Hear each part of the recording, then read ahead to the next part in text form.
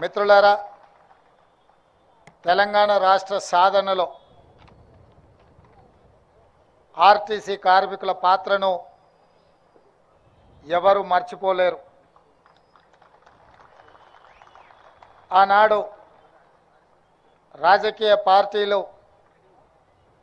రాష్ట్ర సాధనలో వెనకడుగు వేసినప్పుడు రాజకీయ పార్టీల వల్ల తెలంగాణ రాష్ట్ర సాధన సాధ్యం కాదు అని ఆలోచన చేసినప్పుడు ప్రొఫెసర్ కోదండరామ్ గారిని పొలిటికల్ జేఏసీ చైర్మన్గా నియమించి వారి నేతృత్వంలో సకల జనుల సమ్మెకు పిలుపునిచ్చి ఆనాడు ఆ పిలుపుని అందుకొని వేలాది మంది ఆర్టీసీ కార్మికులు ఉద్యమం బాటలో నడిచి రాష్ట్రం నలుమూలల రవాణా సౌకర్యాన్ని స్తంభింపజేసి మీతో పాటు సింగరేణి కార్మికులు, విద్యుత్ కార్మికులు, కుల సంఘాలు, తెలంగాణ సమాజమంతా అండగా నిలబడి ఆనాడు తెలంగాణ రాష్ట్ర సాధనలో మీ వంతు పాత్ర పోషించిండ్రు. కాబట్టి ఈరోజు తెలంగాణ రాష్ట్రంలో మనం నిలబడి 100 బస్సుల ప్రారంభోత్సవ కార్యక్రమాన్ని జరుపుకుంటున్నాం. రాష్ట్రం వచ్చినాక మీ సమస్యలన్నీ పరిష్కారం అవుతాయని మీ కార్మిక సంఘాలను పిలిచి ఆనాటి ప్రభుత్వాలు చర్చలు జరిపి దీర్ఘకాలికంగా అపరిష్కృతంగా ఉన్న మీ సమస్యలు పరిష్కారం అవుతాయని మీరందరూ భావించినారు, మేము కూడా భావించినాం.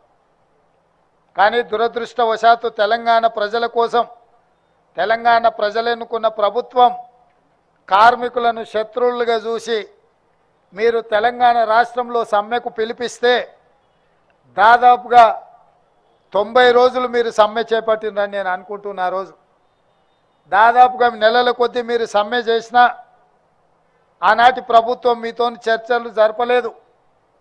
36 మంది కార్మికులు తెలంగాణ రాష్ట్రంలో సమ్మె సందర్భంగా చనిపోయినరు.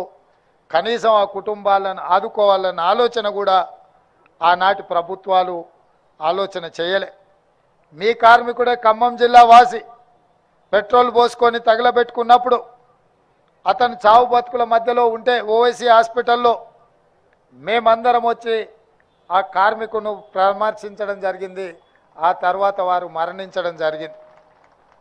ఆ కుటుంబానికి ఆర్థికంగా లోటు లేదు.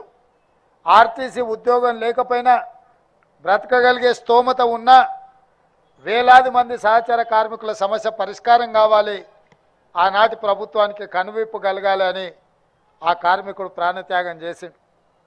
అయినా మీ కార్మిక సంఘాలను రద్దు చేసిండ్రు తప్ప కార్మిక సంఘాలతోని ఆనాటి ప్రభుత్వం చర్చలు జరిపే ప్రయత్నం చేయలేదు, మీ సమస్యను పరిష్కరించాలన్న ఆలోచన చేయలే. నాకు తెలిసి ఆ రోజే మీ సంఘాలను రద్దు చేసి మీ కార్మికుల సమస్యలను చర్చల ద్వారా పరిష్కరించని ప్రభుత్వాన్ని రద్దు చేయాలని ఆ రోజే మీరు సిద్ధమైనరు. మీరే ఆనాటి నుంచి ఆనాటి ప్రభుత్వాన్ని రద్దు చేయడానికి బ్రాండ్ అంబాసిడర్లుగా మారి బస్సు ఎక్కిన వాళ్ళను, బస్సు దిగిన వాళ్ళను ప్రతి ఒక్కరిని ఇక ఏమాత్రం ఆనాటి ప్రభుత్వాన్ని క్షమించకూడదు అని చెప్పి ప్రతి ఒక్క ప్రయాణికుడికి చెప్పి ఈరోజు ప్రజాపాలన రావడానికి, కాంగ్రెస్ ప్రభుత్వం ఏర్పడడానికి మీరు అత్యంత ముఖ్యమైన పాత్ర పోషించారు అని చెప్పి పిసిసి అధ్యక్షుడిగా, ఈ రాష్ట్ర ముఖ్యమంత్రిగా ఈ వేదిక మీద నుంచి నేను చెప్పదలుచుకున్నా.